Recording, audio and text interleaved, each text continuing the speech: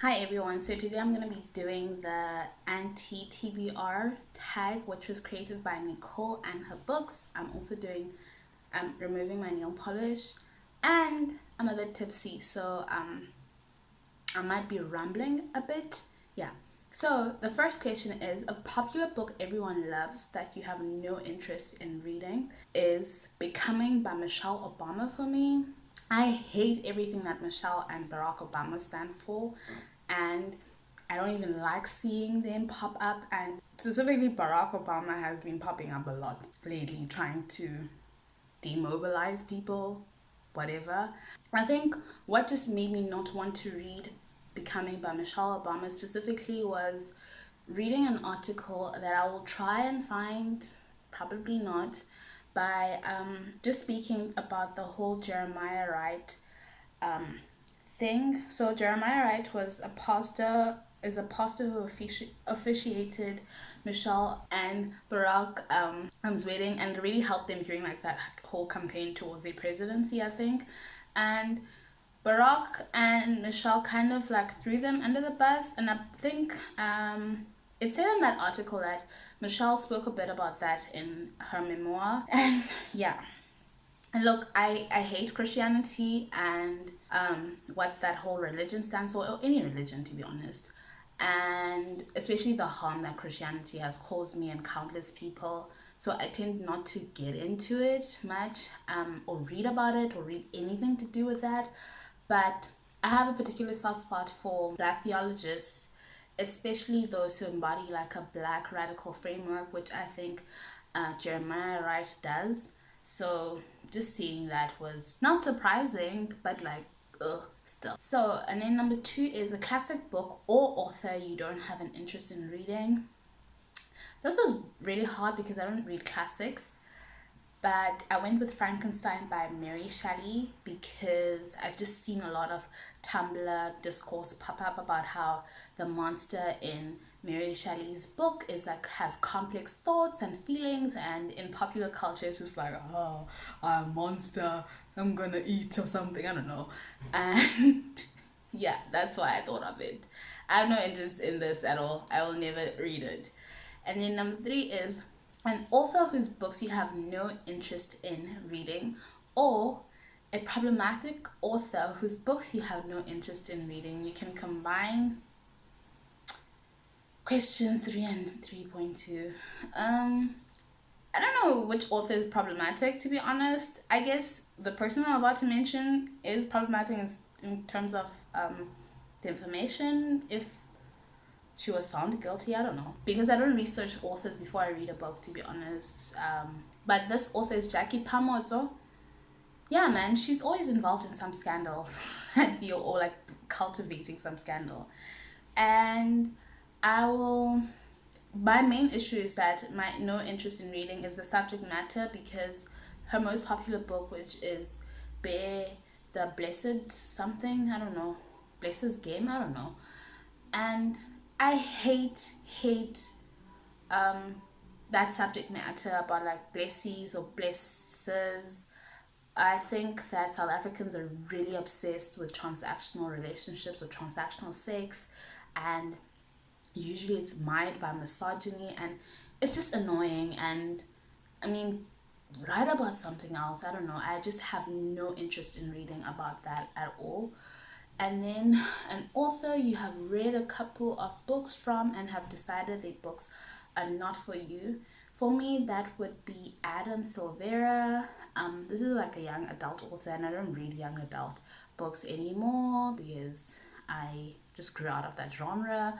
And I think that following that boom of book to movie adaptations, a lot of young adult writers were just writing with, I feel like when I was reading the books, I could just see how they were hoping that their book would be adapted into a movie. It felt or read more of like a script to me than a book, so I moved away from that. And their favorite books, a book of mine from them, was They Both Die at the End, which was my first book I read from them. Then I tried More Than That, as well as History Is All You Left Me. I did finish another book of theirs, which they wrote with Becky Albertalli. I don't remember that name of the book at the moment. But like, I did not finish more than that, and history is all he left me because I thought it was abysmal and that writing was just horrible. Like, yeah. And it was just like surprising because how can I was so invested in both. They both die at the end, and then the other books were just, yeah. Number 5 is a genre you have no interest in, or a genre you tried to get into and couldn't. Interest in, I don't have any interest in, is horror. I've never liked it. Remember there was those Goosebump books when I was like young, and I just knew then. I just don't like horror in general. But a genre I wouldn't say that I tried to get into, like people try to get me into it, is self-help. I think that they're just horrible. Or books about how to make money. I think those are just like a scam. And I'm not that stupid, at least. I'm not, okay, I think I am insinuating that people who read self-help books are stupid, but I'm referring to myself. I'm not referring to other people. Like, yeah. But I do think those books are scams. Oh, regarding self-help books, because I remember bell hooks in All About Love trying to make the case for self-help books, and how authors who write them can kind of place a feminist framework and kind of like that, something like that. And look, All About Love was really boring enough as it was. I did find it useful and helpful, obviously, but like it was boring at the same time. So yeah. And then number 6 is a book you have bought but will never read. This can be a book you have unhauled / returned to the library unread. The first part of this question is such a like a global north or developed country question, because I will never buy something and not read it. I will read it, and then if I don't like it, I'll try and sell it. Something I returned to the library and read. I did start reading it, to be honest. It was Zadie Smith collection, the essays. I forgot what the name of that was, and yeah, it was just really difficult for me to get into, and I was surprised because I really loved reading Zadie Smith's okay, let me just give up there work. Yeah. Number 7, a series you have no interest in reading, or a series you started and have DNF'd.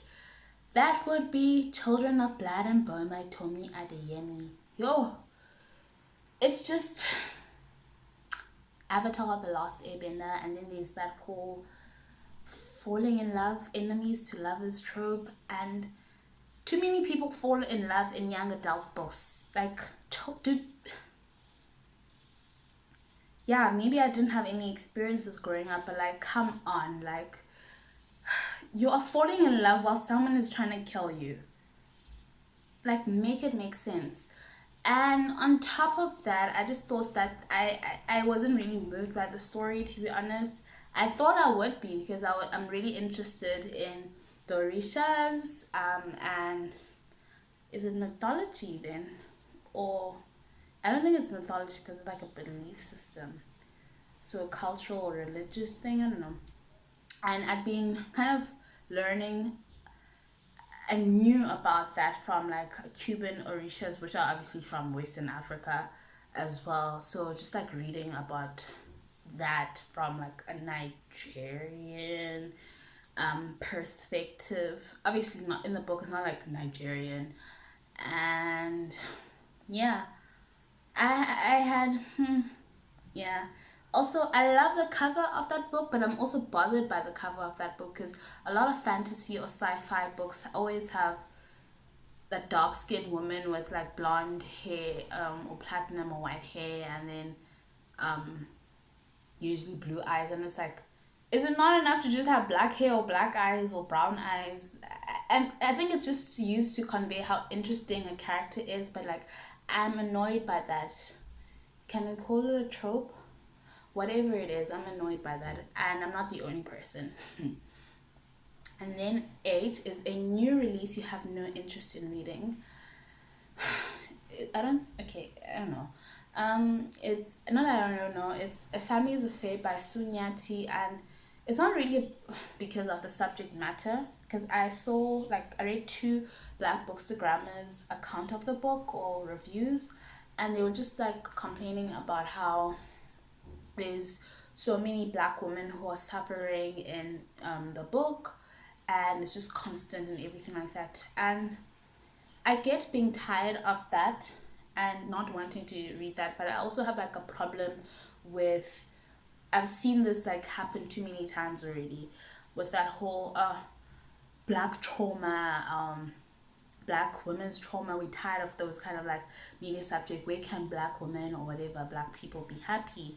And to some extent I can get it, but like it's such limited thinking, because the reality is marginalized people suffer like a lot, and it's just a reflection of that onto media. And if you don't want to see that, I mean, yeah, as I said, it's understandable, but like I think it's really really limited, and I hate it. I especially hate it when people like, enough of slave movies. I'm like, we don't have enough slave movies already. And yeah, and I think that they can be anti blackness involved and racism involved and that and stuff like that, but just like, as I mentioned, I think it's such a narrow and limited way to think about things at times, but I get it at the same time. So yeah, but it's not about the subject matter, as I mentioned, but rather I think that Sunyati's thinking is, it's unfortunate. We can't even say that she must read, or we can throw a book at her, because she writes books for a living. The other day, she was like praising Margaret Thatcher and Queen Elizabeth for being powerful women who made their mark in history. And like, Margaret Thatcher, Queen Elizabeth, yo, really hate liberal feminism. And yeah, so those are the questions. I would want to tag Marina from To Be Young, Gifted and Black, because I would like to see Marina being snarky. And then Mercy, if she has time or they have time, and from Commentary with Mercy LED, or normally on YouTube, but like elsewhere it's normally from Soweto. I know that it's mostly like a lifestyle channel, but I've seen on her blog that she reads, so I would like to see that. If you want to, guys, as well, if people want to, I'm not forcing anyone to do it, that tag. And I will see you when I see you.